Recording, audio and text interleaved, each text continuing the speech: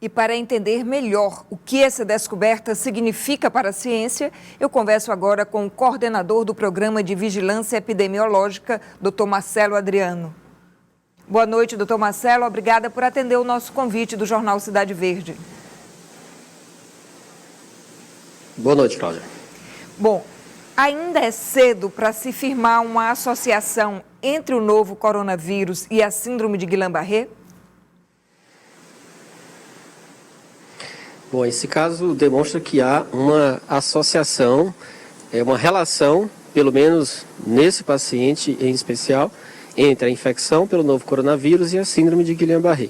Ainda é cedo para falar de causalidade, isso vai requerer estudos mais aprofundados, que já estão sendo providenciados, e é cedo também para falar de dimensões populacionais, como que seria o comportamento do vírus na população, na sua relação com a síndrome de Guillain-Barré. Mas para esse paciente em especial, isso já foi demonstrado.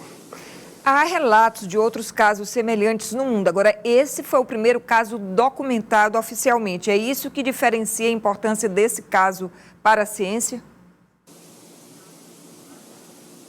Exato. Então, já há relatos de alguns casos documentados de relação temporal entre uma infecção da Covid-19 e dias ou semanas depois o deflagrar da síndrome de Guillain-Barré, ou por relação estabelecida pela detecção de anticorpos no sangue, que são aquelas substâncias de defesa que indicam que a pessoa teve um contato prévio com o vírus, paciente com Guillain-Barré, e também detecção do vírus na garganta de pacientes com síndrome de Guillain-Barré. Entretanto, o achado do material genético do vírus no líquido que banha o sistema nervoso, as raízes dos nervos do corpo, é a primeira vez que acontece aqui no nosso estado.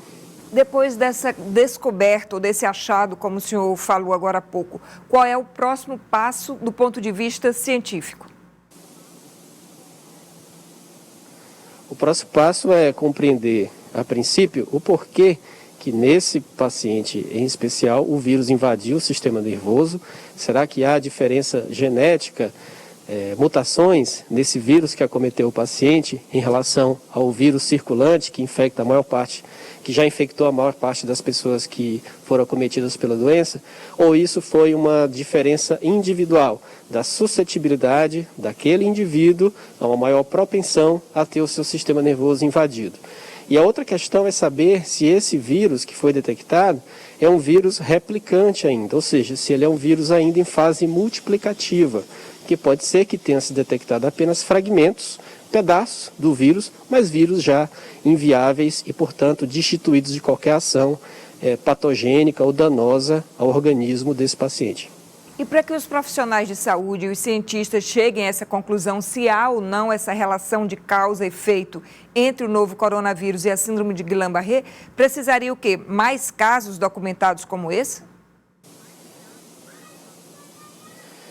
Precisaria a gente reforçar a vigilância sobre novos casos de síndrome de Guillain-Barré doravante, mas eu reforço que desde maio, que todos os casos de síndrome de Guillain-Barré, as amostras biológicas colhidas são pesquisadas por SARS-CoV-2, já foram mais de 30 amostras pesquisadas, essa foi a primeira em que houve detecção.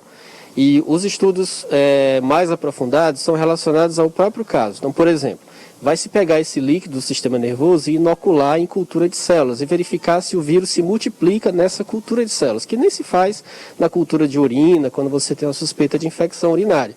Então, se o vírus crescer nessa cultura é porque ele é replicante, é como se, entre aspas, ele estivesse vivo ainda no organismo do paciente.